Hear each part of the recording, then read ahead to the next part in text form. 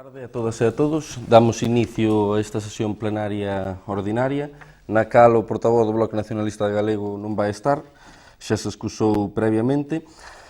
E comezamos coa aprobación se procede da proposta ditaminada da Alcaldía e Presidencia sobre declaracións de compatibilidade do persoal municipal, que sería resolver a autorización ao seguinte empregado ao desempeño da actividade privada que se especifica e coas condicións xerais sinaladas de seguido.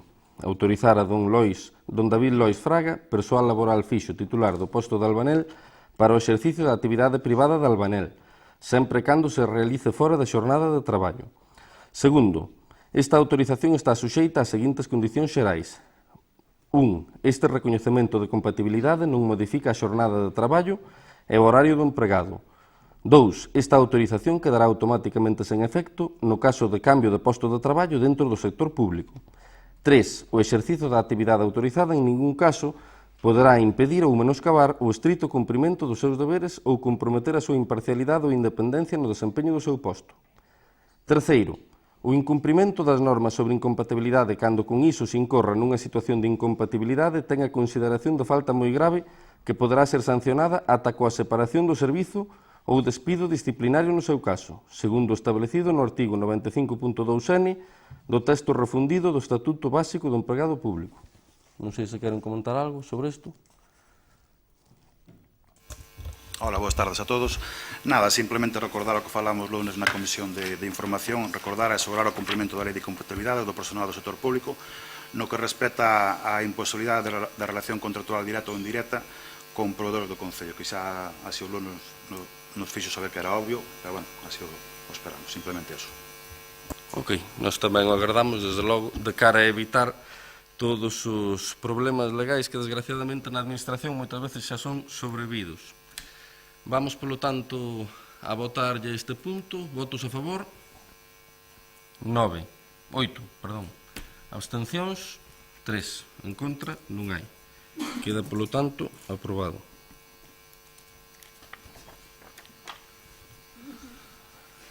Pasamos agora ao segundo punto, que é o de participar no Plan Provincial de Cooperación ás Obras e Servizos de Competencia Municipal Plan Único de Concellos de Deputación Provincial da Coruña, cuxas bases se coñecen e aceptan na súa totalidade, confirmando a aplicación da maior achega provincial asignada ao financiamento dos investimentos financeiramente sostibles que xa tiña incluídos no Plan Complementario ao POS-Plus 2023, tal e como se indica a continuación. Aquí constan 3 proxectos. O feito de que sexan proxectos non exime de que haxa outras actuacións incluídas máis alá do título. Un deles é pluviais en Sandián e outro é abastecemento en Vilamarta e outro camiño en As Encrobas e outros. E a achega vai ser de 442.730,40 euros, dos cales nesa primeira fase do POS adicional van 140.096,72 e na segunda fase destinada a gasto corrente son 302.633,68. Declaramos que o Concello ten crédito, ou de ser o caso, que se compromete a incluir no orzamento municipal os fondos necesarios para facer fronte á achega municipal aos investimentos incluídos no POS-Plus adicional 2/2023 se o Concello voluntariamente realiza algunha achega ao seu financiamento. Aquí hai que especificar tamén en cada proxecto as outras actuacións que van incluídas, que non tiña o seu detalle o outro día, se ben era coñecedor delas, que é o mellora da firma en Cova das Andes, será con aglomerado, o mellora da firma en Vilar Vello, tamén con aglomerado, mellora da firme na rúa Rosalía de Castro, que aquí, por equivocación, neste caso dos proxectistas, lle chaman Rúa Gardería. Despois o proxecto de abastecemento en Vilamarta é exclusivo no tocante ao abastecemento en Vilamarta, e no que ten que ver co camiño nas Encrobas tamén está a pista de Piñeiro a Sandián, neste caso a rego asfáltico, e muro de contención en Picardel. Se queren comentar algo? Simplemente decir que estamos a favor das obras de infraestructuras básicas, saneamento, suministro de agua, sendas pionis, etc., e esperando tamén que estas obras sempre leven asociado un mantemento das mismas. Simplemente eso. Bueno, agradecer, dende logo, a valoración, eu coincido totalmente na súa interpretación, porque, desde logo, o que hoxe se invirte mañá pasa directamente a ser gasto corrente, é máis, invertir sen ter en conta o gasto corrente, crearíanos un monstro de 7 cabezas, como lle gusta decir ao meu concelleiro de Queixas, Suso Rama, e despois sería inasumible a longo prazo a xestión deste concello. Vamos, polo tanto, pasar á votación deste punto. Votos a favor, 11. Abstencións, en contra non hai, polo tanto, queda aprobado. Hai 12, sí, sí.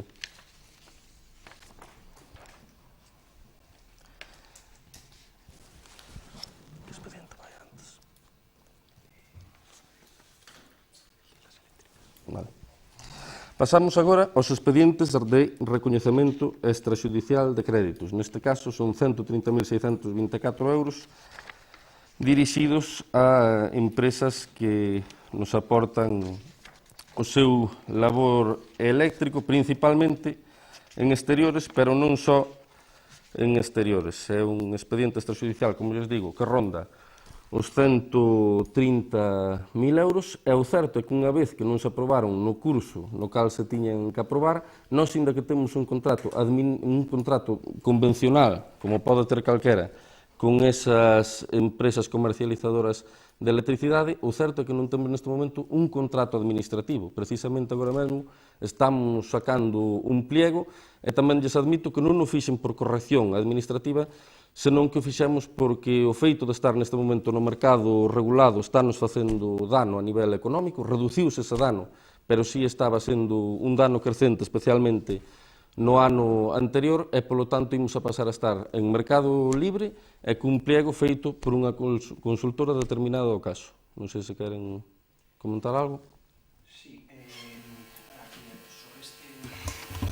sobre este... Bueno, non chega, da igual.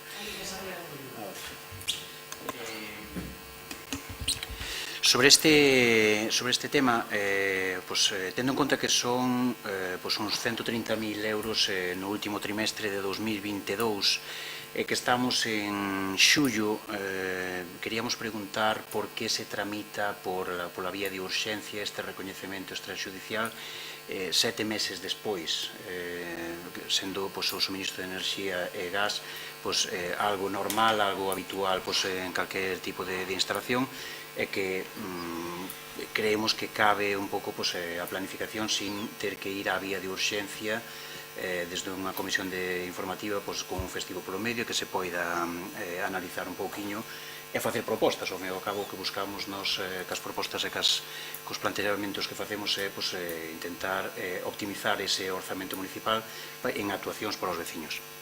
Isto por un lado, o que é a planificación dos gastos e por que entramos pola vía de urxencia 7 meses despois. Despois, como ben di, traíamos unha proposta, estamos totalmente de acordo en que se faga un pliego e que se faga un análisis de tarifas. Entonces, queríamos añadir unha que xa fixo o grupo anterior, que foi unha proposta de unificar contadores. As tarifas teñen unha parte fixa e outra por consumo, valorar a posibilidade de que se unifiquen os CUPs ou distintos consumos en un solo contador, para que ese término fixo de alguna forma rebaixalo ou a súa repercusión no kilovatio hora que se consume.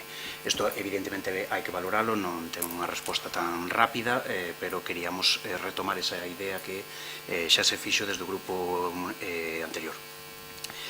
E despois, unha cuestión que nos preocupa e que supoño que irá salindo en máis ocasións. A inexistencia de contrato para o suministro que se este facendo ahora o pliego, estamos considerando uns 130.000 euros sin contrato, sin ningún tipo de ou dá a impresión, posiblemente estemos equivocados e haxa máis información da que dispoñemos, pero dá a impresión de que non houbo licitación para este contrato de suministro. Visto o informe de intervención, creo que xa todos o conocemos, non fai falta entrar, hai uns comentarios que aparecen nestes informes e aparecen en máis informes respecto á inexistencia de contratación. Entonces, isto era só 130.000 euros para o último trimestre.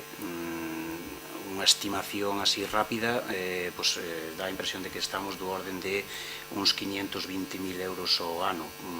Andará aí, é unha estimación. A pregunta é como se fai este suministro sin un contrato, sin unha licitación dun procedimento aberto para un importe, como estamos manexando, de uns 520.000 euros ao ano. Polo menos, co aumento de tarifas, puido ser máis ou puido variar, está aí aproximadamente. E sendo isto un suministro de enerxía eléctrica e de gas, algo habitual todos os anos, que a lei de contratos o que pide é que todos os gastos que se poidan planificar. Entonces, correspondería un procedimento aberto. Queríamos preguntar se existe, se non existe, como se entende que se cumple a lei de contratos.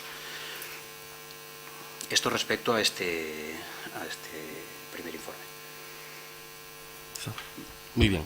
Vamos a ver, a inicios do 2023 había a inexistencia de crédito, e tamén o podo decir sen ningún tipo de rubor, que nos últimos meses é certo que o labor da administración pola miña parte foi menor, e tamén é igualmente certo, e teño que ser honesto, que se neste caso fora un recoñecemento extrajudicial de créditos que lle afectara a outro tipo de empresas máis cercanas, máis próximas, máis de carne e oso, seguro que o tería axilizado en maior medida, non lle lo podo negar. Despois, con respecto aos criterios de aforro, os criterios de aforro necesitan, desde logo, un análise detallado. Nós sempre nos cinguimos ás recomendacións da FAEPAC, que precisamente estamos adheridos a ela para que nos aconsellen o mellor en cada caso, e tamén temos unha enxeñería que é a que nos está redactando os pregos, e en principio imos a seguir os seus consellos, non? Sin descartar que sempre pode haber versións mellores e máis acertadas. Efectivamente, o gasto en luz ao ano ronda os 500.000 euros, particularmente no que é o exterior. É certo que se está reducindo, e despois tamén dicirlle que viñamos facendo o que económicamente era máis lóxico. O feito de que non había licitación, xa lle expliquei nun primeiro momento. Díxenlles, aquí há uns contratos convencionales, como pode ter calquera particular, pero non hai contrato administrativo. Tamén é certo que o feito de inexistencia de contrato administrativo nos últimos anos, por certos motivos que seguro que un técnico na materia o pode explicar mellor, nos causou un aforro moi importante. Pero tamén dicirlle que se agora saco o contrato, e digo sen ningún tipo de complexo, é para facelo económicamente máis sostible. Se económicamente fose máis insostible, teña por seguro que seguiríamos na situación precedente. Máis que nada porque sabemos a importancia dos trámites, sabemos a importancia da burocracia, xa o comentaba no outro día, pero o que nunca vou a facer eu como alcalde, digo sin ningún tipo de complexo, isto está gravado e pode ser levar onde se queira, é poñer por enriba os trámites e a burocracia da lóxica execución do mellor para o noso concello, máis alá de que sexa algo flagrante. Evidentemente, pois non imos a cometer ningún delito, moito menos penal, non? Pero si é certo que nós o que viñamos facendo é con criterio absolutamente economicista, e considero que nos foi ben a toda agora. Incluso, se quere, pois noutro momento podemos obter datos da FAEPAC de cal veu a ser o gasto do concello deste con respecto a outros que si tiñan os contratos administrativos, e garantízolle de ter eses contratos administrativos, os labores por fora dese gasto que se poderían facer para as veciñas e para os veciños aquí en Cerceda serían moito menores. Si que houve un momento onde os camiños un pouco se cruzaron, estar no mercado regulado tal e como estábamos era algo que nos asfixiaba económicamente, non digo que nos asfixiara, pero sí que nos afectaba dun modo moi determinante. Entón, polo que sotou, é sacar un contrato administrativo, neste caso, que son os pregos que están redactados e se están poñendo en marcha, de cara a pasar ao mercado libre. Pero xa lle digo, dentro dun criterio absolutamente economicista. Non sei se quere comentar algo. Vamos a ver, en ningún momento se busca entorpecer a actividade do Concello, ni a filosofía economicista. O que pasa é que volvemos ao mismo. Gustaríanos ver se realmente estas tarifas que se están aplicando son as máis beneficiosas, neste caso, para o Concello. E iso nos entendemos que se garantiza desde un punto de vista do cumprimento da lei de contratos. Entonces, non é que, volvo a insistir, que non estamos pola labor de aportar burocracia, pero as administracións locales están suxeitas ao cumprimento da lei de contratos do sector público. Por tanto, o que di de evitar a burocracia co fin de cumplir o aforro buscado ten os seus matices, é dicir, a lei de contratos pide que se pidan como mínimo 3 ofertas para un contrato desta envergadura. Entonces, o que se busque é iso, asegurar que pode ser facer con unha. Efectivamente, ao final, se só hai unha oferta presentada, pode ser adxudicar con unha. Pero que o feito de licitar e fomentar a concurrencia de empresas é o que vai empuxar o precio á baixa. Este é o que queremos, de alguma forma, asegurar, non entorpecer, senón asegurar que este gasto en enerxía que é o máis beneficioso para o Concello. A ver, eu en ningún momento dixen que ninguén pretenda entorpecer. É máis, eu, en principio, en base á boa fe, creo que todo o mundo busca agilidade, pero vostede está facendo unha valoración extemporánea, porque está comparando o que sería un contrato no ano 2022 ou 2023, poño como queira, a un contrato que vende moi atrás do señor José García Liñares, que era un contrato convencional e que tiña uns prezos moito menores. Por lo tanto, neste caso, adaptarnos e buscar esas ofertas novas é moi contraproducente a nivel económico, ata polo feito de que, lóxicamente, os precios subiron ao longo dos anos e imagínese usted o que non subiron nos últimos 2 anos coa crise internacional que tuvemos, co cal esa análise é absolutamente extemporánea, non? Porque estamos falando dos prezos dun contrato inicial que tamén, ao igual que a súa análise, é extemporáneo, no seu caso, porque está falando do presente, cando eu estou falando dun contrato que ven do pasado e que foi o que trouxe estas facturas que hoxe chegan aquí ata o pleno. Despois, eu non evito a burocracia, estáse facendo agora, probablemente sexa a persoa como máxima autoridade deste Concello máis pendente de que todo se faga suxeito á lei, e creo que tamén as persoas que están á miña esquerda como responsables, que lóxicamente pois tamén están implicadas nisto, nese sentido, moi contentos de que garanticemos unha maior corrección administrativa a partir de agora co novo contrato que eu lle reportei, pero eu teño que ser sincero e teño que ser honesto e admítolle que de non ser pola cuestión económica, de momento ainda non se tería acometido. Procedemos, polo tanto, á votación destas facturas. Votos á urxencia, efectivamente. Votos pola urxencia. 9. Votos en contra da urxencia. 3. E procedemos agora á votación das propias facturas. Votos a favor. 9. Votos en contra.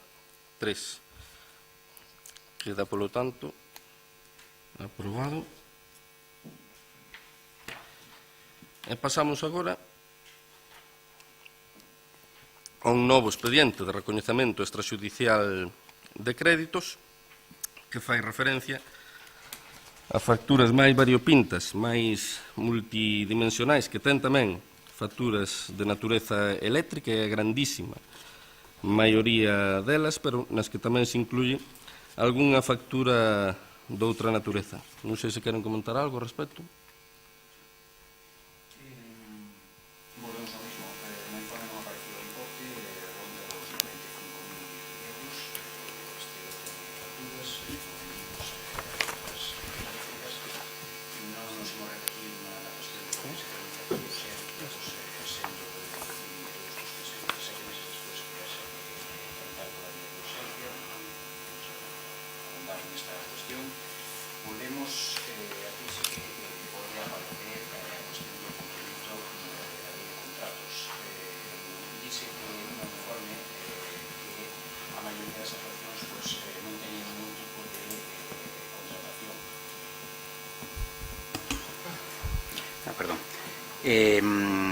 Decía que a maior parte das actuacións estamos falando dun importe de uns 95.000 euros, unido isto aos anteriores, aos 130.000, estamos falando duns 225.000 euros que os informes indican que a maior parte das actuacións que non se licitou. Entonces, Hai algunhas facturas que se mencionan neste informe que chaman un pouco a atención, como pode ser o Servicio de Redacción de Proxecto Trazado Novas Alternativas de Mobilidade Sostenible en el Ayuntamiento de Cerceda, por un importe de 17.545. Entendemos que se tramita como un contrato menor, pero esta empresa é a mesma que fai o asesoramento urbanístico ao Concello. Gustaríanos tamén ter copia dese contrato menor, de como se tramita ese tipo de facturas, porque hai dudas sobre o cumprimento da lei de contratos e se este precio sería o mellor para o Concello para facer esta actuación. O mismo ocurre con casos como é o mantenimiento da EDAR, que o leva a Espina Delfín. En informes anteriores, este corresponde a diciembre de 2022, en informes anteriores menciónase que este servicio está sin contrato desde máis dun ano. Todos sabemos que o contrato menor só pode ir hasta un plazo máximo de execución de un ano. Tamén nos gustaría ver como se contrataron, se pediron polo menos 3 presupostos para as actuacións de conexión e reparación de pluviales da tablilla, acondicionamento de pistas con grava, 3 riegos asfálticos. A seguinte, isto son todo obras, este é un servicio de recollida mensual da fracción orgánica de residuos urbanos, o servicio de recogida e transporte de residuos sólidos urbanos, fecha de contrato 22/3 del 2017. Todo no informe, simplemente a dúda provén de que no informe que se di que non hai ningún tipo de licitación ou que, como máximo, que se entende contrato menor.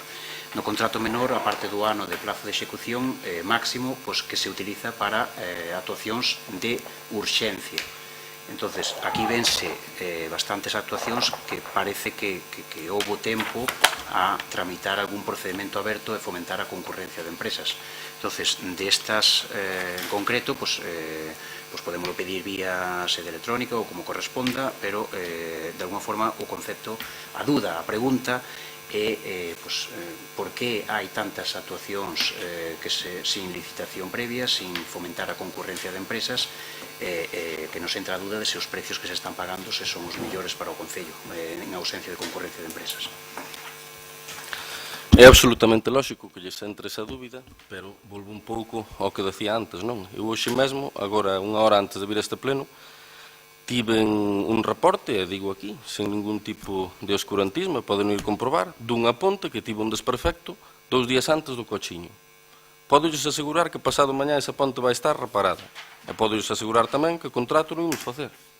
Está gravado. Quero dicir, é unha cuestión de urxencias e tamén permítame que lle diga que en virtude a todos os contratos e todas as facturas que ten este Concello, chegar aquí da maneira en que chegamos, no cal prácticamente, absolutamente, as que chegan son de nivel eléctrico, non lle vexo maior relevancia. Despois, o que me di Pilar a interventora é que, neste caso, este recoñecemento extrajudicial, neste punto, son 53.000 euros, e despois non me diga que non ten urxencia.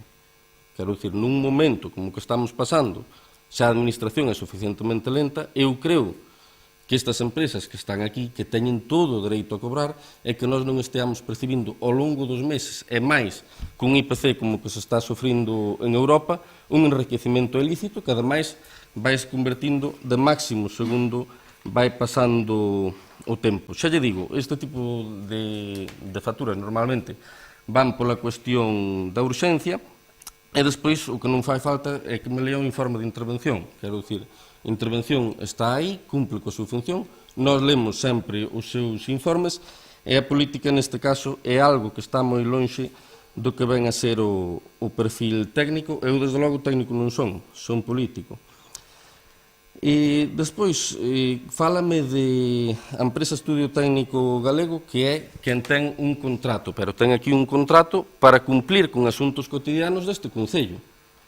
Ante a ausencia, que temos que lamentar, da arquitecta municipal, que seguro que é unha cuestión que hai que paliar de cara ao futuro, pero é para asuntos cotidianos deste Concello, que moitas veces vai máis alá e fai memorias técnicas pola mesma axilidade e tamén por aforro, pero non está para facer un plan de mobilidade engadido para unha convocatoria que houbo de cara á transición xusta, que é este caso.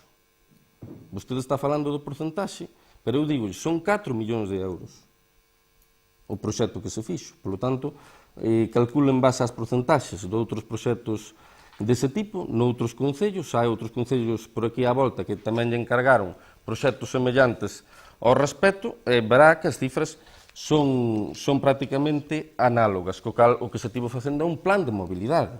Evidentemente, que o estudio técnico nos poña un arquitecto técnico non significa que non teña que facer outras moitas labores máis alá do que van a ser o marco dese arquitecto. E xa lle digo que facturas destas vai haber moitas. Vostede quen cree que fai os proxectos do POS que hoxe traemos aquí ao pleno? Cree que os fai o técnico que temos aquí 2 días á semana atendendo asuntos cotidianos do Concello? Xa lle anticipo que non. Evidentemente, son cuestións, digamos que dunha magnitude que non poden estar aquí. Despois tamén penso que vostede non pensará que o contrato da estación depuradora de augas residuais e o seu mantemento a todo o que ten que ver co saneamento, que é un contrato menor. Porque xa lle digo que se fora un contrato menor, con 15.000 euros non imos a lado ningún, teríamos que enlazar moitos durante o ano. É un servicio con contrato prorrogado, no seu día tivo contrato. Pregúntame, cantos se presentaron? Pois non sei, estará por aí o expediente, pero non é algo que se fixera neste momento sin contrato. No seu día, quero deixarlle moi claro, que tivo contrato e hoxe en día é un contrato prorrogado, que non é o máis correcto administrativamente, pero é algo que pasa con moitos outros servicios. E para máis casualidade, tamén lle digo, que pasa moi en concreto co servizo que medida a recollida dos residuos sólidos urbanos, que neste momento tamén está prorrogado. Que económicamente é interesante? Pois para nós, por suposto que é interesante. Supoño que para a outra parte tampouco é do todo malo, porque poderían renunciar a facelo. Pero para nós seguro que é interesante e que haberá que incrementar os orzamentos nesas partidas unha vez que se saque o novo contrato, que pode ser vontade política, pero despois, lóxicamente, tamén se ten que tramitar, se ten que xestionar e se ten que traballar aquí dentro, porque hai varios contratos polos que levo esperando bastante tempo. Un deles é o das actividades, por citarlle un exemplo. E despois, cando me fala dun contrato aquí en particular de conexión e reparación de pluviais, acondicionamento de pista con grava e 3 regos asfálticos, o certo é que neste caso era un contrato menor que xa había preestablecido, que era do Agader, duns traballos que se fixeron. Houve unha serie de aumentos, como se soen dar convencionalmente noutro tipo de obras. Neste caso, eses aumentos non estaban consignados, é un aumento que ven cunha factura á parte. Non sei se lle palía un pouco as dúbidas que expuxo. Realmente, supoño que non me explico de todo ben, pero a cuestión é que o que se pide de alguna forma evidenciar o cumprimento da lei de contratos, que existan 3 presupostos para cada actuación, e que se poida evidenciar que o precio que se paga por cada actuación que é o mellor para o Concello. Eso, a cuestión da ponte de aquí á Festa do Cochiño, pois perfecto. O contrato menor está previsto para as actuacións de urxencia.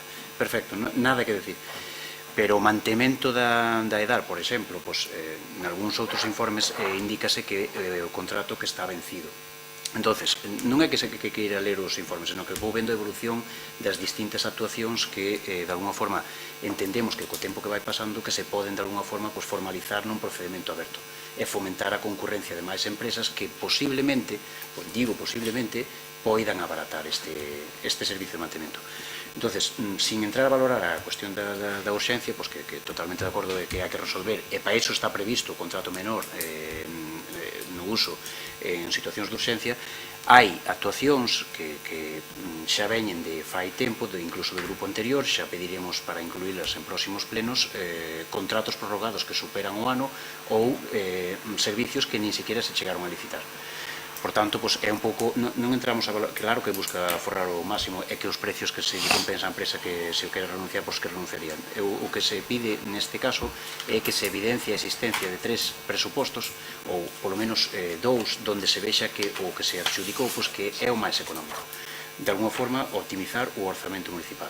non entramos a valorar outras cuestións que se decide por urxencia, sin problema, pero por eso digo, despois a recollida mensual de residuos urbanos non parece que sea algo urxente, ou se é urxente porque non se pensou antes, pero o normal é facer un procedimento aberto para un ano ou máximo 4, que é en algúns casos os que permite a lei de contratos. Con un solo expediente, a terminoloxía, aquí procedimento aberto o expediente, pódese organizar este servicio para hasta 4 anos.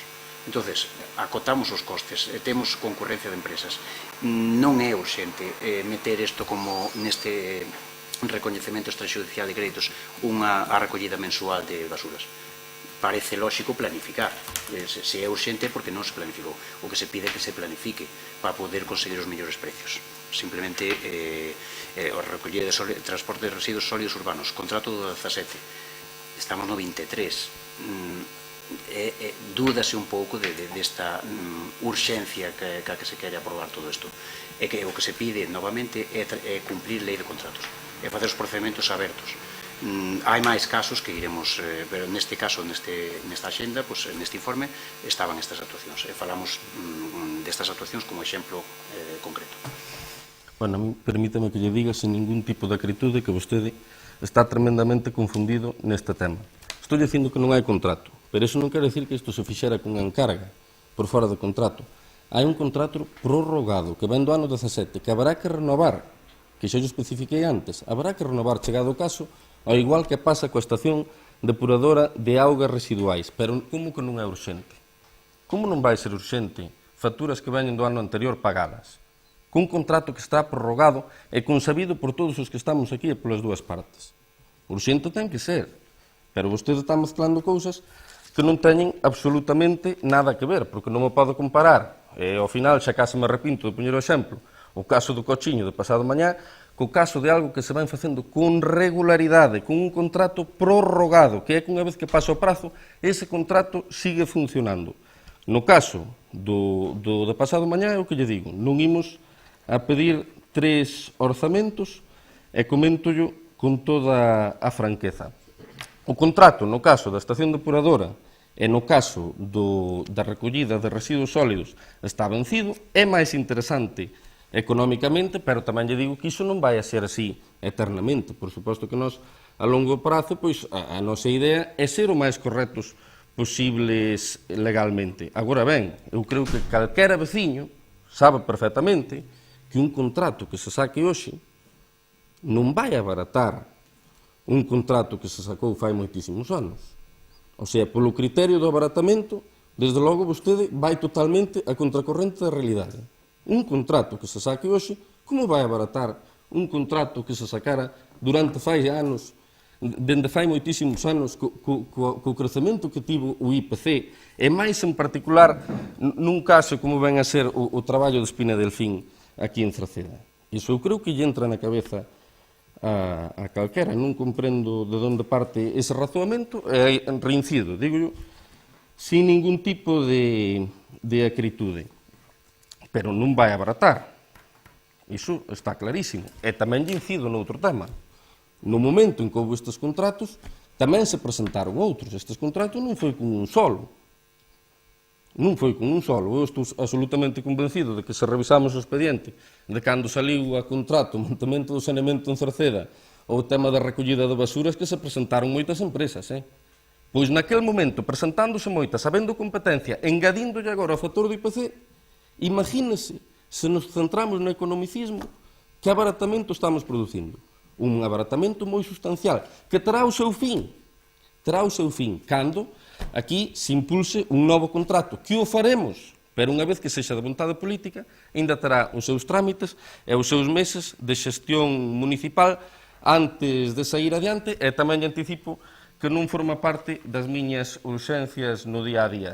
Se queremos falar do tema legal, por suposto, que quen ten máis atribucións nese sentido que son estes dous señores de aquí, por suposto tamén. Se queremos falar do abaratamento, evidentemente non me podo decir que cando houve competencia fai anos, e se presentaron varios, que hoxe aforraríamos nesa competencia con toda a aplicación do IPC que tuvemos que sufrir en toda Europa.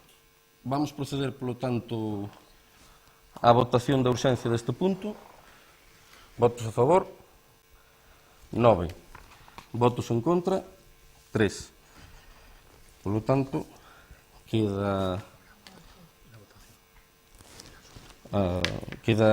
admitida a súa urxencia. Votamos, neste caso, o punto deste recoñecemento extrajudicial de facturas e, desde logo, pois, que toda esta xente que está aquí implicada pois poida cobrar a maior brevidade. Votos a favor, 9.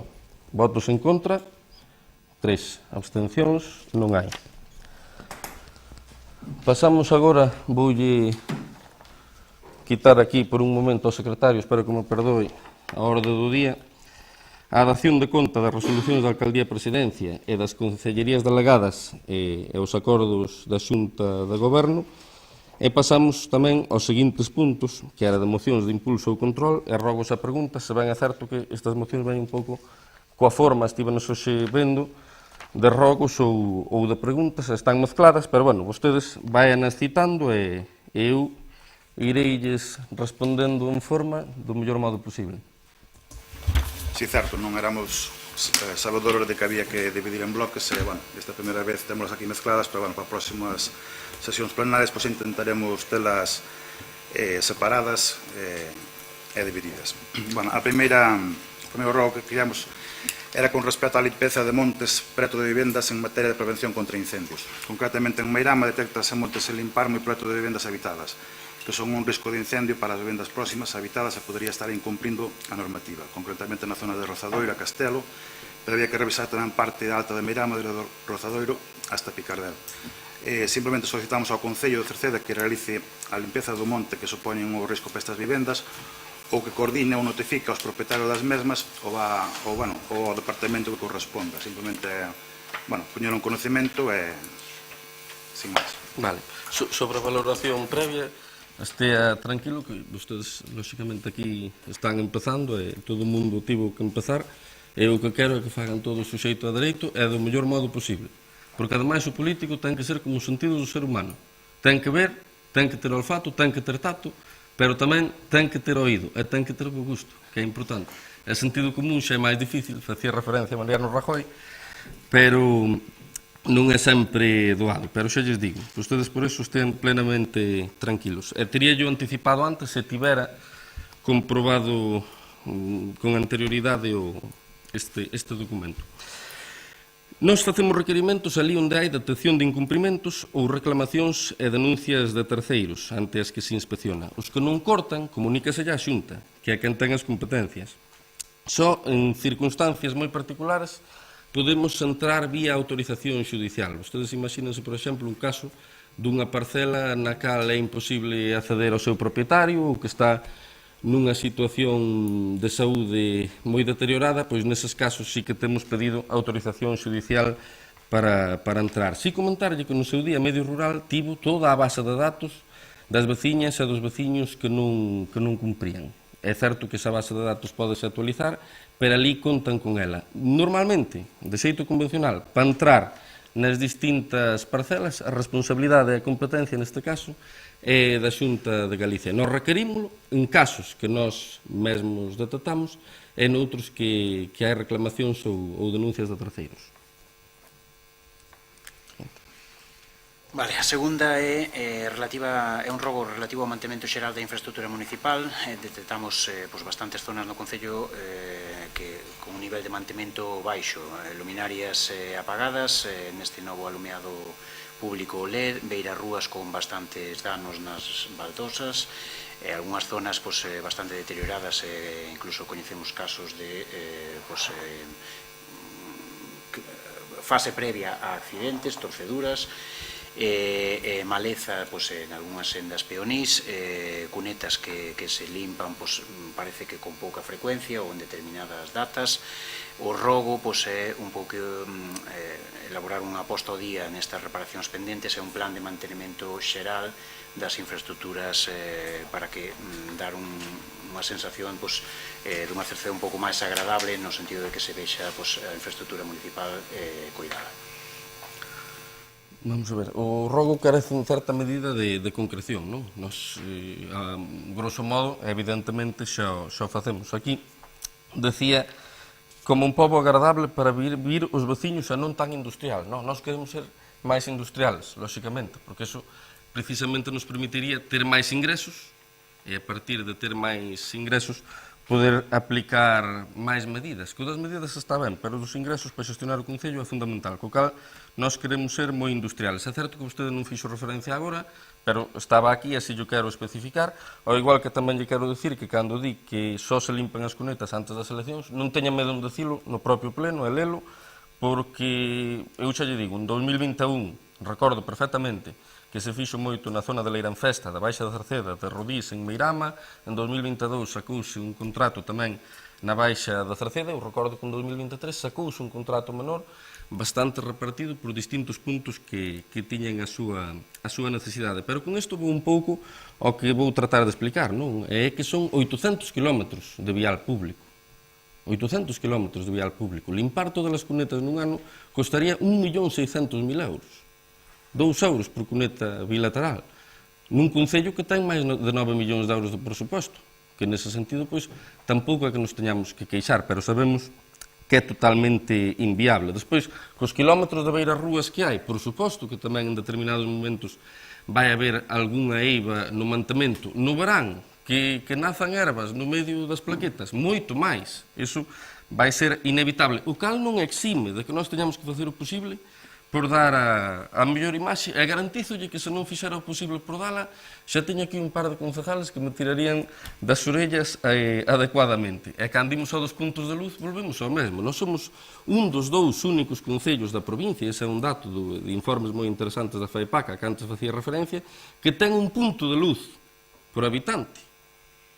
Evidentemente, con 5.000 puntos de luz, de vez en cando daránse algúns cortes, iso é inevitable, non? Eu un pouco en base a esta pregunta, preguntaba yo ao electricista se pasara algo determinado, decíamos, non pasou nada en concreto. Si é certo que hai unha liña de puntos de luz, neste caso na Silva, ante unha obra que se fixo recentemente, que esa sí que ainda non se puxo en funcionamento e farémolo en breve, pero normalmente, claro que algún punto de luz vaise apagando, pero nós temos un electricista ao uso e creo que máis ou menos imos cumprindo coas urxencias de cada momento.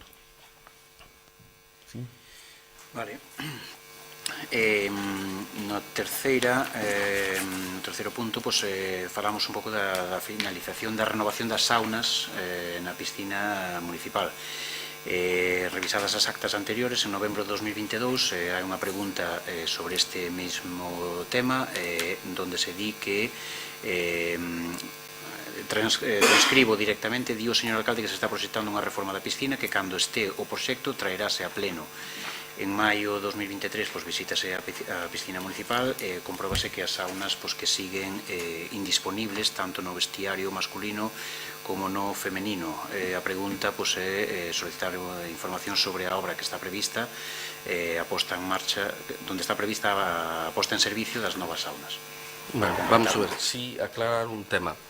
As actas que saen, neste caso, nos expedientes, son actas que se están transcribindo á man aquí. Neste caso, pois, o secretario municipal e a xente da secretaría lévame pedido en determinados momentos que metamos un sistema de videoactas para os plenos, nas cales se transcribiría automáticamente. É certo que en determinadas datas, pois, nós tiñámoslo metido no orzamento e en algúns casos, pois, pasou máis as peticións de algúns veciños, caso do propio secretario, que non vive neste concello, pero tamén lle quero aproveitar para prometerlle neste momento que incluiremos o sistema de videoactas, porque seguro que dei unha resposta máis completa. Non a vin en vídeo, pero estou seguro que naquele momento que dei unha resposta máis completa ao respecto desta pregunta. O que me di das saunas, veremos, neste caso de mínimos, no próximo orzamento, con fondos propios, incluir a instalación dunha sauna. No caso do vestiario dos homes, que no caso do vestiario das mulleres é plenamente funcional. Cando di que seguen pendentes de finalización é que non se comezaron, porque xa lle estou dicindo, estamos valorando a posibilidade de incluílo no próximo orzamento. Pero despois, dun modo máis estrutural, o que sí temos é un proxecto prácticamente rematado para, con fondos da Deputación, facer unha reforma integral da propia instalación da piscina municipal, que neste caso É certo que, no caso de que se impulsara esa actuación das saunas previamente, non tería maior dificultade, vostedes saben ben, quitarlle esa partida relativa á sauna municipal e simplemente non se acometería ese traballo. Pero xa lles digo, a curto plazo, valorando se metelo no próximo orzamento. A longo prazo, con un proxecto prácticamente rematado, trataremos de traballar o posible para ter fondos da Deputación e poder impulsalo, evidentemente, como neste caso, dependemos das vontades de outros, un prazo de cara a esa parte máis estrutural que é a reforma integral da piscina, de momento non lle podo adiantar.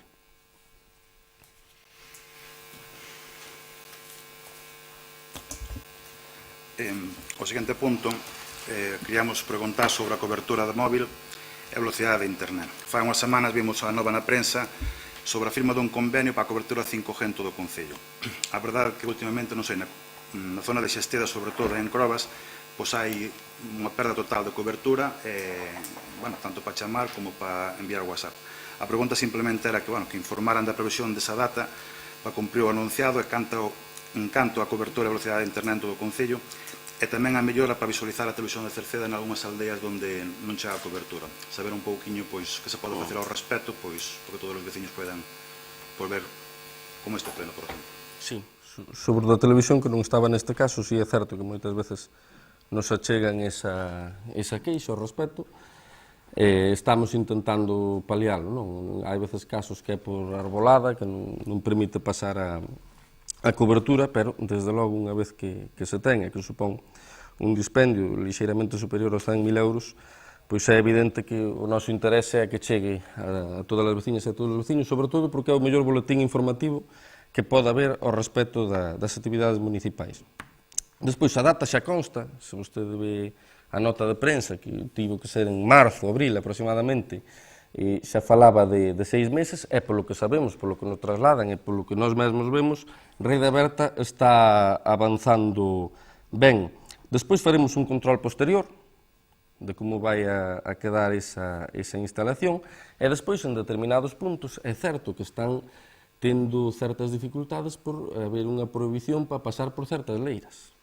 Pero ese é un asunto que incluso é posible que deriven conflitos judiciales que son alleos á nosa vontade e á nosa competencia. Pero tamén especificarlle que máis alá dos problemas de cobertura antes que nós podemos reclamar como calquera particular, do que nós nos encargamos é de pasar a fibra polas instalacións eléctricas do propio Concello de Cerceda, o cal non implica que nós teñamos a competencia, non? É un convenio que fixemos, e que ademais é un pouco a imaxe a semellanza de outro que se fixo tamén en Tordoia. Non é competencia nosa, reincido, pero si é certo que nós podemos reclamar como calquera particular e facémolo de vez en cando, non? Porque tamén a nós nos chega esa queixa, e máis, eu incluso detectei, igualmente nas últimas semanas e nos últimos meses, algunha IVA nalgúna zona, para o meu uso particular. Seguinte.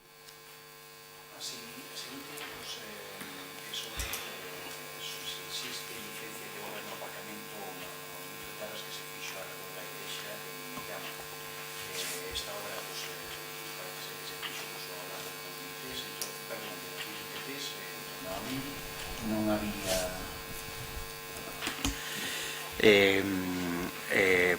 comentando o tema da licencia de obra do aparcamento alrededor da igrexa de Meirama. Hai un movimento de terras aí feito en torno a abril. Non había ningún cartel que informase sobre que obra, que importe, que prazo de execución, quen promove, que licencia hai, e un pouco chegaron as consultas e peticións sobre se existe licencia desta obra. Vamos a ver, ao respecto da súa pregunta. Non hai cartel porque é unha obra que se acometiu con fondos propios. Quero dicir, nós colocamos carteles da Deputación ou colocamos carteles da Xunta de Galicia ou que sexa menester en función de que na propia convocatoria nos obriguen cando recibimos unha subvención. Pero este foi un caso dunha obra feita con fondos propios e, desde logo, tamén decirlle que o Concello nunca se dá licencias a sí mismo. As obras municipales non teñen licencia, porque sería ser un pouco xuíza a parte. As obras do Concello nunca teñen licencia. Supoño que máis ben a súa pregunta vai orientada a outro feito, non? Que é o de que, aínda que na memoria da obra non se facía mención a ningún permiso de outros organismos, e ante a dúbida de se consideraba pequeno o movimento de terras que ali se fixo, que me decían que sí, pero é certo que nós o que intentamos é, ante el, solicitar permiso a patrimonio e estamos á espera, non? Porque o que queremos é ser garantistas. Nos tivemos no seu momento unha advertencia, creíamos e seguimos creendo que é un movimento de terras moi pequeno, así mesmo nos lo especificaban os técnicos, pero en vista de capítulos inesperados e desagradables que se dan moitas veces nos concellos, pois a nosa idea foi solicitar un permiso, xa nos dirán se é pertinente ou non, xa o resolverán, imagino eu que favorablemente, e así nos lo adiantaron, e ese é un pouco o motivo de que nese momento estemos nesta situación que a obra non está rematada. Evidentemente, se estivera rematada, sería un churro, pero reincido, a inexistencia de cartela é porque é unha obra con fondos propios, en licencia a nós mesmos, evidentemente, non nos damos.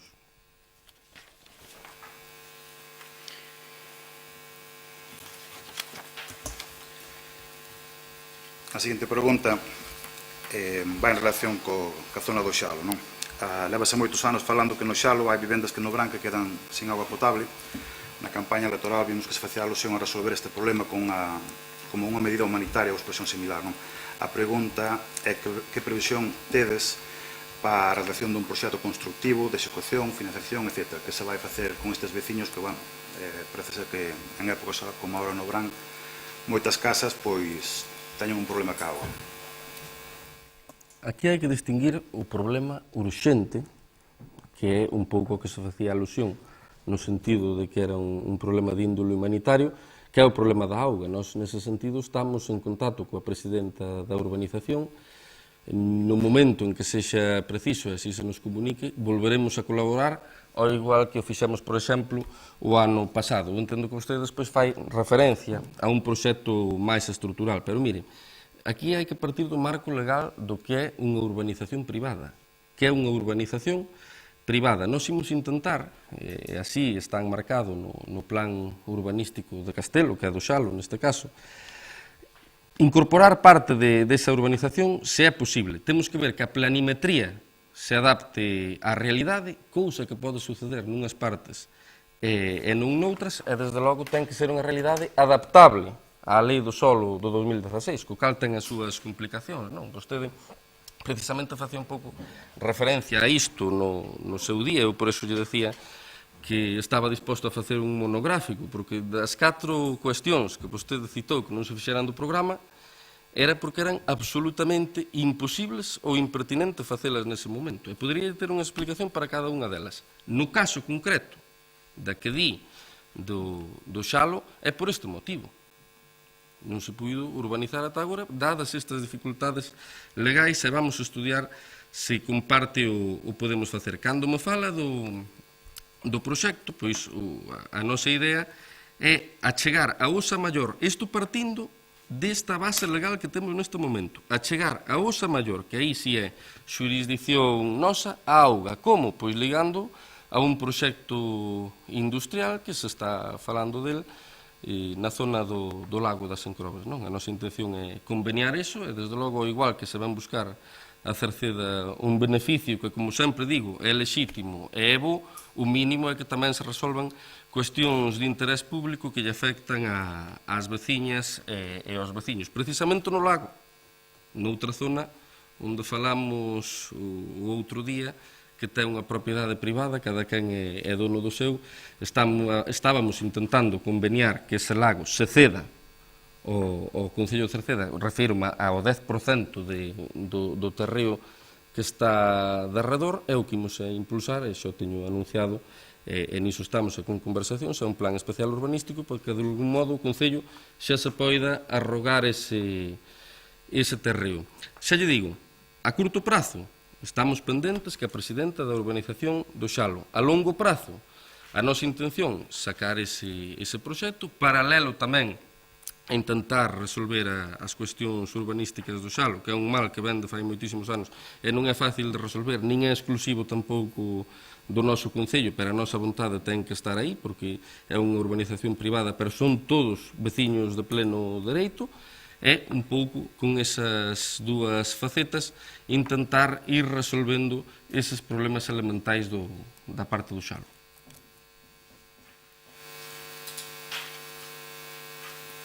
Seguinte. Bueno, seguinte rogo é un pouco de crítica para a Xunta de Goberno anterior, para todos os grupos anteriores, todos os concelleiros anteriores, é a atención á diversidade funcional. Dende que o mundo é mundo hai diversidade funcional, mentras os nenos están escolarizados non é un problema tan tangible porque están na escola e poden ter as súas actividades, pero no momento que rematan a escola, aos 18 anos, a meirande parte dos nenos non teñen recursos para poder acudir á terapia. Son moitos os adultos e as persoas maiores con diversidade funcional. Según datos da Xunta, hai 350 persoas no Concello. É un dato relevante, pero que me daría igual se foran 25, porque creo que é un sector poblacional que hai que priorizar. Perdón, unha cousiña. Isto ten que plantearse como moción, Quero dicir, eu cando teño un rogo, unha pregunta, trato de ceñirme, precisamente a teño antes para poder atender ás distintas cuestións. Se vostede se me sale do parágrafo que está aquí, evidentemente está a entrar nun modo de debate que ten que ser unha moción onde pode haber unha comunicación bidireccional, en no que se pode estudar un pouco a cuestión a referirse. Vostede hoxe siga, porque é o que antes lle dixen, hai determinados temas que non teñen por que coñecer, pero evidentemente isto non é nin un rogo nin unha pregunta. Cando teñen iso, planteixen unha moción que lle contestarei igual, xa Vale, pois para a próxima vai como moción, pero xe ten que ir así. Creo que hai moitos anos que isto se debía ter planteado no Concello. Quero saber que previsión ten o Concello para tratar este tipo de diversidade, se ten algunha, e se non, rogo plantexar algunha solución, algunha alternativa. Poño-me a disposición do Concello para axudar no que sea pertinente en canto a orientar esta temática, pero creo que é necesario, no século no que estamos, dar unha axuda ás familias con diversidade funcional. Vamos a ver. Varias partes, que non sei se era coñecedor ou non. Tramitamos a través da dependencia libranzas, tanto para fisio como para outras terapias. Ese é o punto número 1. Punto número 2. Temos un contacto con Cogami a través da técnica de emprego para ter toda a maior inserción laboral que sexa posible destas persoas con diversidade funcional. Temos o servizo de atención temperá que está mancomunado, pero que se fai con fondos propios que son do Concello de Cerceda e que se está aplicando e está a disposición de quen o precise. Despois, o que me fala de cara ao futuro, tal e como xa consta no programa, imos impulsar axudas a persoas con diversidade funcional para eliminar as barreiras arquitectónicas e tamén axudas individuais para a atención de carácter biopsicosocial, terapias a menores, o cal non quita que impulsemos outra serie de actuacións, sempre un pouco no marco dos fondos cos que contamos, non? Porque, desde logo, se o compara con outros concellos proporcionalmente, xa non digo en términos absolutos, o orzamento do Concello de Cerceda en servizos sociais é moi significativo. Ao marxe de que se poden impulsar outras actuacións, desde logo, aquí acabo de relatar o que se viña facendo e tamén o que se vai facendo e, de feito, que se vai a aprobar en breve. Eu creo que podería concretar Catrina noutro momento, pero aposto a que en cuestión de meses.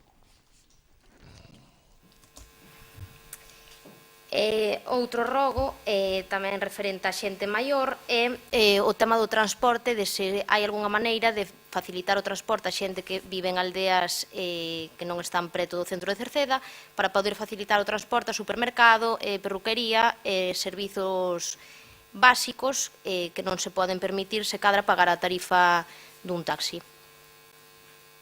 Vamos a ver, non é unha gran demanda. Non é unha demanda que se estea dando no Concello e, desde logo, o mellor pulso das demandas veciñais, dada a nosa situación privilexiada, un pouco a vivir na incólume atalaya do Goberno Municipal, témola nós, que batemos coa xente en moitísimos espazos e en moitísimas ocasións. O bus do colexio, con esa función, non está tendo éxito. De todos modos, no SAF, Sí que para a xente sin rede de apoio hai un servicio de traslado a necesidades básicas, como pode ser o do médico. Cando lle digo que non é unha gran demanda, non exime de que sí é o modelo de concello que queremos, non? Estamos moi pendentes de convocatorias que haxa de todas as administracións, tanto da transición ecolóxica que por aforro enerxético creo que se pode intentar, como incluso da Xunta de Galicia, de cara a sacar un programa nese sentido. Por qué? Porque por un lado cubre esas necesidades e por outro crea un pouco o concello moderno cara ao que nós queremos avanzar, porque ir avanzando cara aos obxectivos da Axenda 2030, desde logo, dada a pertinencia da propia Axenda, favorece ás veciñas e aos veciños, pero favorece tamén a posición do concello á hora de poder acudir a determinadas convocatorias europeas, tal e como se vai facendo. Nós temos todo o interés de seguilo facendo, e nese sentido non falamos de partes, falamos dun todo. Cerceda ten que ser un concello que emita menos CO2 á atmósfera, ten que ser un concello onde se favorezan mobilidades alternativas, un concello adaptados aos obxectivos da Axenda 2030, e ese desprazamento que se ven, como vostede reivindica, pode ser moi interesante para as veciñas e para os veciños, aínda que eu sigo botando en falta máis demanda das propias veciñas e dos propios veciños, e crean que falo moito con eles, tamén é certo que nos crea beneficios noutros eidos, e ao final hai que traballar un pouco por esa concepción integral de concello, co cal cabe agardar que aquí, previos fondos, argallemos algo para os próximos anos.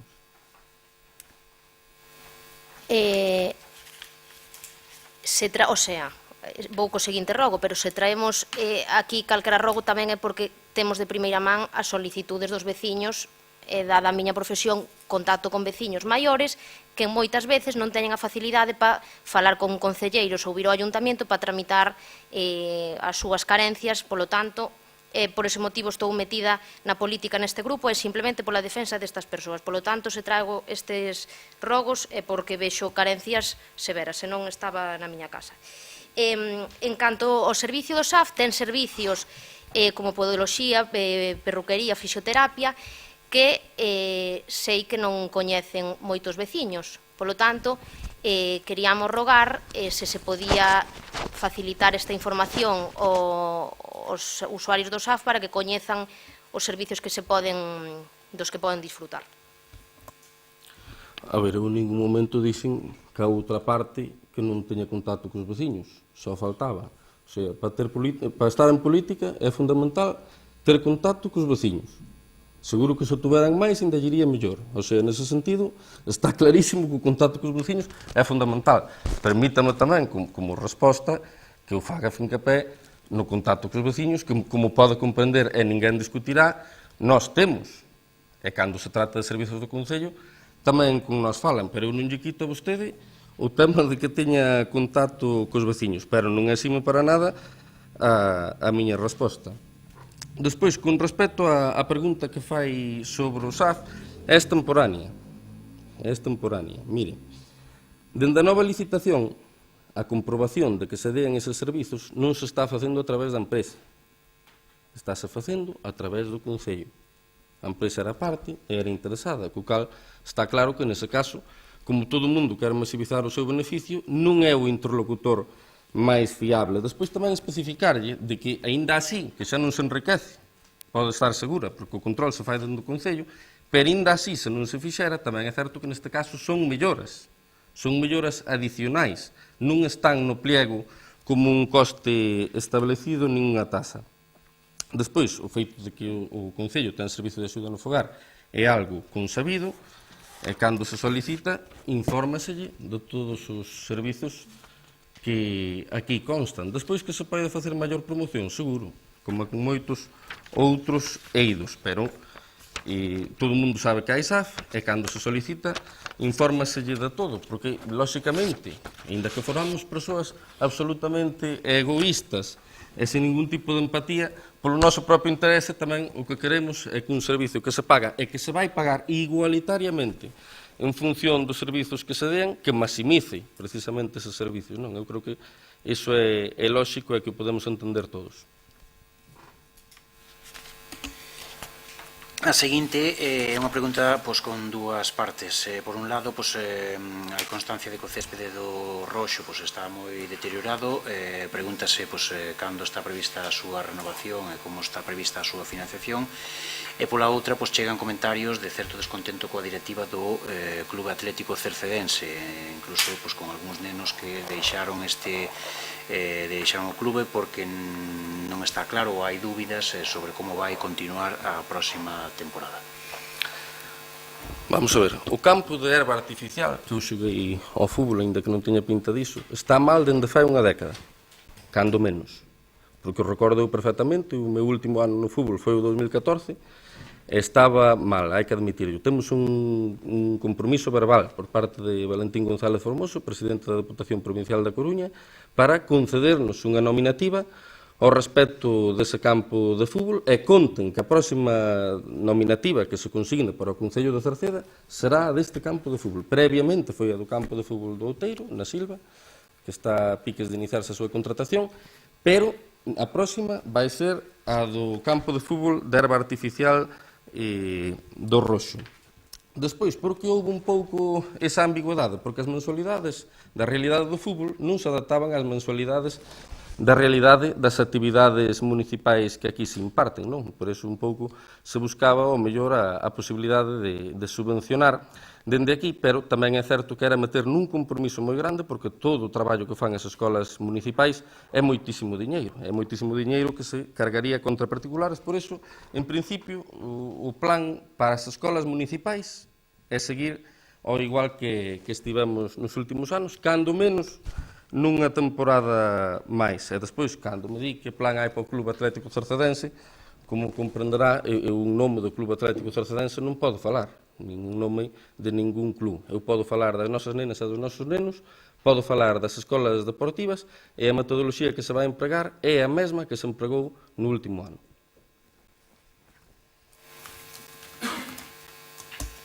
No referente á educación e actividades extraescolares, indícanos que antes había clases de inglés para infantil, primaria e a ESO, e que se eliminou esta clase para a ESO. Queríamos saber o motivo, e tamén que a beca de escolarización só é sair en xunio, e polo de agora a finales de xullo tampouco está convocada. Queríamos saber tamén o motivo desto, e tamén que no campamento de balonmán hai exclusión de menores de 6 anos, e, polo tanto, queríamos saber se hai algunha alternativa de conciliación que dé o Concello para os pais que teñen nenos de menos de 6 anos para que os nenos poidan ter algunha ocupación durante o mes de agosto, que os pais traballan.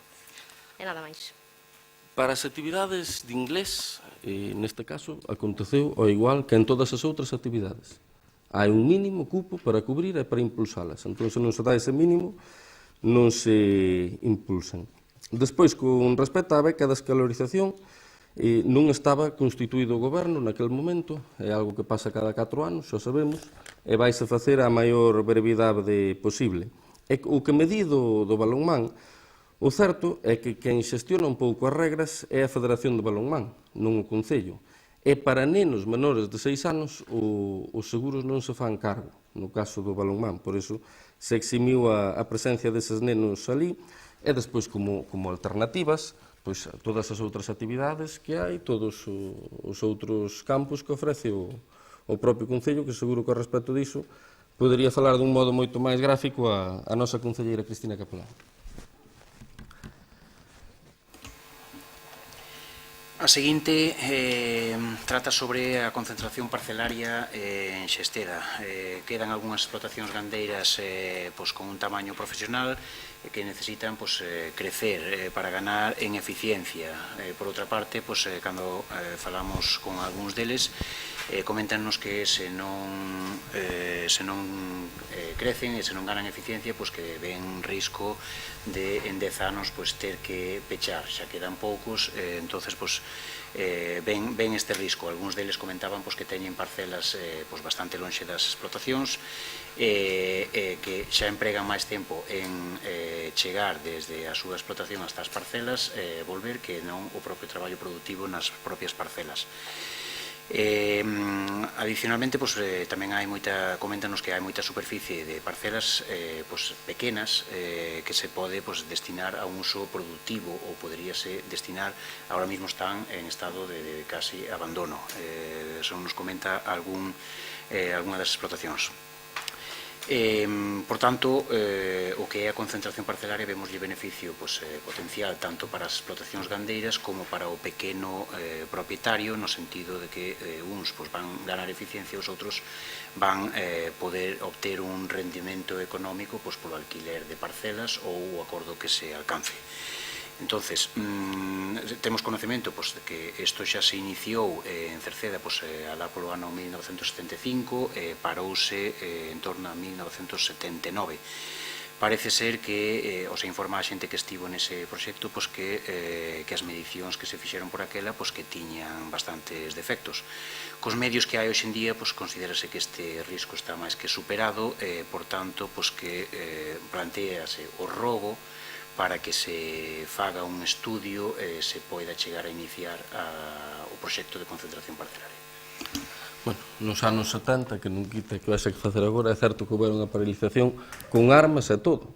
Iso sí é certo. O meu antecesor chegou a solicitar a medio rural o inicio dos seus mandatos e fixera varias xestións ao respecto. É certo que hoxe en día a Administración Autonómica está sendo moi lenta con estes temas, seguro que un pouco polos custos, e ali onde se están impulsando están tardando moitísimo tempo. É unha cuestión veciñal. Xa é unha petición formal de veciños que teñen contacto comigo neste tema e saben que temos pendente unha conversación ao respecto. Eles saben que xa é unha petición formal por parte dos veciños, non dun grupo político, pois poñeremos en marcha o itinerario para impulsalo.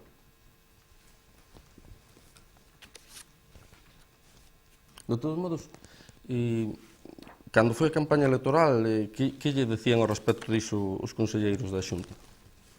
Que o ten que pedir o Concello. Sí, pero un pouco que disposición vían por parte da Xunta de agilización deste tema? Os proxectos de concentración parcelaria teñen unha duración en prazo bastante elevada en todos os concellos, non é unha cuestión que se pode... Pero vamos a ver, houve algún compromiso de agilización para que se faga dun modo que non afecte negativamente? Quero dicir, algún compromiso, non a teoría, algún compromiso político naquele momento, porque eu aproveito. Teña claro que eu aproveito. Houve algún compromiso? O sea, compromiso como tal, de decir, normalmente leva 6 anos, como leva os proxectos os últimos que se fixeron en Ordes, que andan nese entorno dese prazo, non houve un compromiso de decir, en vez de 6 anos, farémolo en 4. Eso non. Houve para o Peixón, sí que houve, pero a concentración parcelaria non houve. Non fomos no sentido de vamos firmar aquí un compromiso ou vamos chegar a un acordo que poidamos levar a pleno. Eso non houve. Hai predisposición e todo o apoio, pero non hai un compromiso como tal. O que si nos dixeron é que xa conocíamos antecedentes e que ten que instalo o Concello. Non podemos nós, como ben di, non pode ser un partido político, ten que instalo o Concello. Moi ben. Nos, volvo a incidir, se os veciños fan unha petición formal, non temos problema en impulsala, e máis saben que teñen as miñas portas abertas para falar deste tema, e xo temos comentado en moitas ocasións. Con respecto ao Peixón, tamén o impulsaremos sempre que non sexa restrictivo a nivel de solo urbano e urbanizable. Neste momento, que a lei do solo, o máis factible é que o sexa, polo tanto, aí sí que non forma parte, digamos que, das nosas prioridades máis urxentes. Pasamos ao seguinte punto. Sí, o penúltimo punto. O proxecto de enerxía solar no Acopar. En anteriores sesións plenarias xa se falou deste tema e durante o maio do 23 vimos que se adxudicou unha axuda de transición xusta ao Concello de Cerceda para un proxecto de enerxía solar no Acopar por un importe de 1,2 millóns de euros. A nosa pregunta simplemente é se hai proxecto constructivo, gustaríanos poder consultalo. Se non hai, queríamos consultar as datas previstas e tamén ter unha previsión de financiación da inversión necesaria e a previsión do gasto de mantemento desta planta. Vamos a ver, encántame que veñan con esta pregunta, porque é certo que este tema saíra. Hai unha curiosidade, a toro pasado, pois, digamos que non importa tanto dicilo, que no seu día, nun pleno, sacar ao señor Paco Santos. E notei que o señor Alberto lle enfadou moito eso, porque o señor Alberto mandara un comunicado ao respecto do das placas fotovoltaicas, ao que eu non respondera, e naquele momento pois sí me dou a oportunidade de responder, pero que se aborde puntualmente, como é o caso, é algo que teño que agradecer, non? Porque é certo que na época preelectoral falouse bastante deste tema. Eu creo que había unha serie de cuestións que non se abordaban e que eran fundamentais para contextualizar. Quero dicir, sen contextualización non hai correcta información. Eu creo que iso que é algo no que coincidimos todos. Quen pagou as placas solares, que non fotovoltaicas, solares, que eran menos eficientes, do ano 2007 en Cerceda? Sogama. Por que pagou Sogama esas placas? Porque naquel momento había uns estudos sobre o poder calorífico do gas. E a intención de José García Liñares, nun convenio con Sogama, era facer un traslado do gas da Areosa, sí, por raro que resulte, do gas da Areosa hacia o parque acuático para cantar esa auga. Que pasa? Que unha vez que houve un anteproxecto, víase que o custo iba aos 3 millóns de euros. E Sogama, que estaba moi involucrada en toda a deriva de Europa, como agora me creo que estou eu, pois dixo as placas solares funcionan ben, vamos a poñer unhas placas solares que iso sí é asumible económicamente. Foi quen redirixiu naquele momento a política ante unha imposibilidade económica. E pagouno nun 100%. Que, por certo, van meter agora 3.700.000 euros, o triple, en placas fotovoltaicas, en Sogama. Supoño que viron a noticia. E fixárono posteriormente a nós. Non quero dicir que nos copiaran, pero sí posteriormente. Xa digo, a fotovoltaica é máis eficiente ca a solar, e despois eu creo que coincidimos absolutamente todos os que estamos aquí, en que o parque acuático é o principal recurso turístico deste concello. É a principal demanda dos do parque acuático, dos seus visitantes, que tamén, evidentemente, falan que a xente, volvemos ao dantes, é que se quenta a auga, pero é que máis consultores turísticos que se chegaron nos últimos anos ao meu despacho e que non tiñan o máis mínimo interese, porque non se dedican ás enerxías renovables, decían que o factor diferencial para posicionar o parque acuático de cara ao futuro é o da auga quente. E despois ten toda a lógica na situación e na ubicación que ten, onde se pode facer un autoconsumo e poder utilizalo durante o inverno noutras infraestructuras municipais. Ten toda a lógica. Por iso a mí me gusta que se contextualice. E neste caso, unha vez máis, é un 100% de investimento por parte do Ministerio de Transición Ecolóxica. E entre todos os proxectos presentados, que presentamos moitísimos proxectos aos fondos europeos, por criterios obxectivos e por comité técnico, consideraron que o máis estable era este. Pero é que máis, se vostedes revisan a estabilidade dos proxectos que tiveron ao final esa aceptación, o noso estaba moi ben posicionado.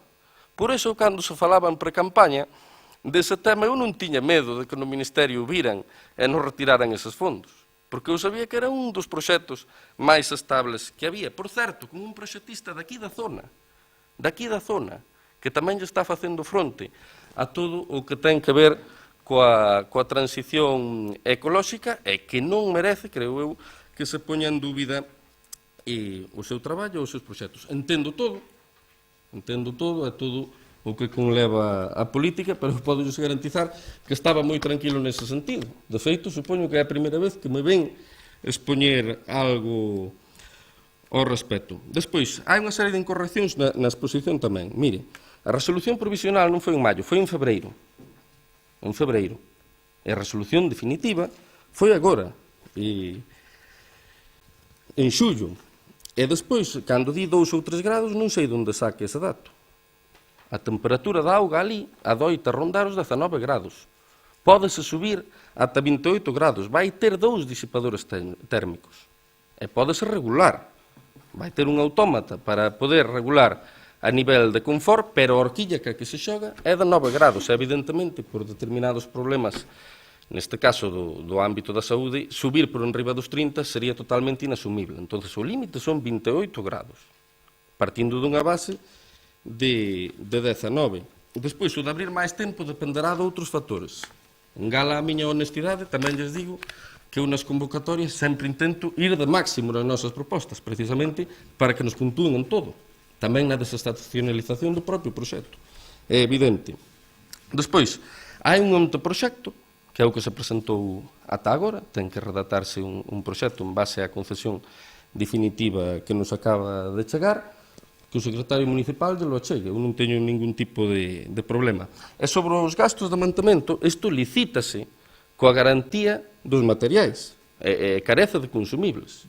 O que hai que gastar é limpador e cepillo, e despois vaciar e encher de novo fluido, lóxicamente, o fluido que circula polos tubos, pero estamos falando de centos de euros, estamos falando, desde logo, dun proxecto que eu lle vexo a forro.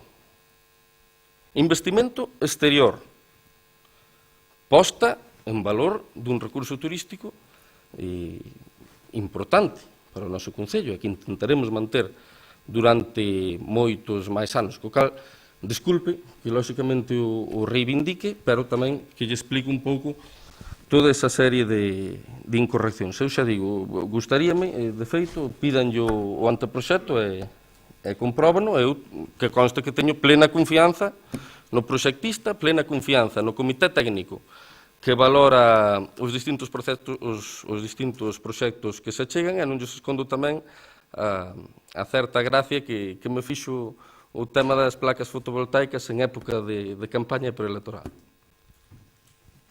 Sí.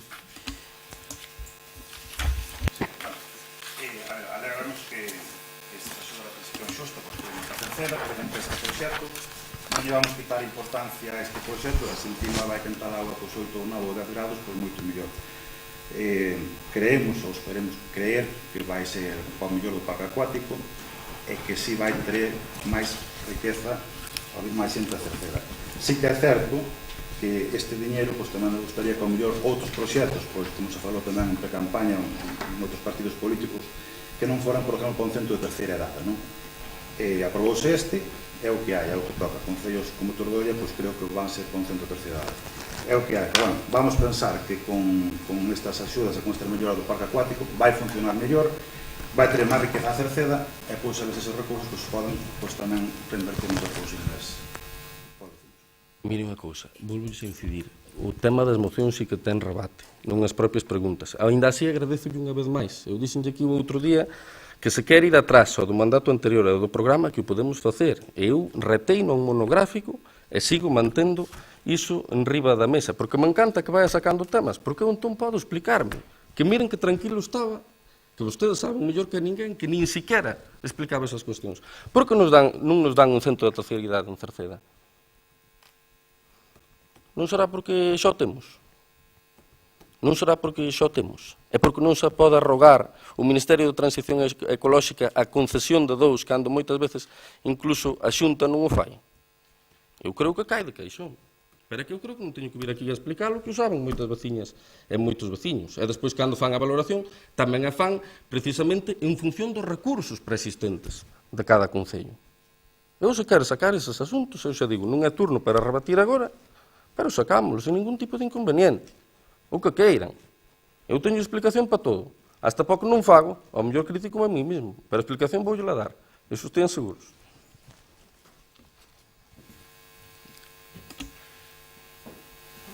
Pasamos ao último xa, aproveitando a promesa que lle fixo o secretario do sistema de videograbación, queríamos pedir a posibilidade de asistencia telemática, utilizar o mesmo sistema para a posible asistencia telemática a plenos e comisións informativas.